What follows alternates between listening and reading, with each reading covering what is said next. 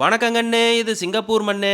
அந்த காலத்துல பரீட்சை முடிஞ்சு பள்ளிக்கூடம் லீவ் விட்டாச்சுன்னா போதும், சும்மா 1/2 லிட்டர் தேங்காய் எண்ணெய் தலையில ஊத்தி தொடச்சு நல்லா வலிச்சு சீவி பஸ்ஸில் ஏற்றி எங்கள் அம்மச்சி வீட்டுக்கு தாட்டி விட்டுரு எங்கள் அம்மா. நான் போனா போகுது, எங்கள் அம்மச்சி கருப்புளுந்து ஊற வச்சு கழிஞ்சு தொட்டை பூரா மாட்டுக்கு போட்டுட்டு கல்லில் மாவாட்டி புட்டு சுட்டு கொடுத்துச்சுன்னா குசுப்பீட்ல என்ன குசுப்பு கண்ணத்தவே கடிச்ச மாதிரி இருக்கு.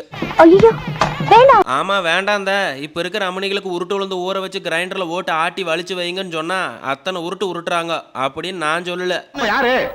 சரி சரி, சும்மா தமாசுக்கு சொன்னேன். இந்த கருப்புளுந்து இருக்குதுல கண்ணு, அது நம்ம எலும்புக்கு அத்தனை வலுவு. இந்த மாதிரி வறுத்தரைச்சு பொடி பண்ணி வச்சுட்டா வேணுங்கிறப்ப தாளிப்பை போட்டு சோத்துல போட்டு தவட்டி உண்டா சொர்க்கத்துல எனக்கு இடமே வேண்டாங்கிற அளவுக்கு அத்தனை உணர்த்தியா இருக்கு.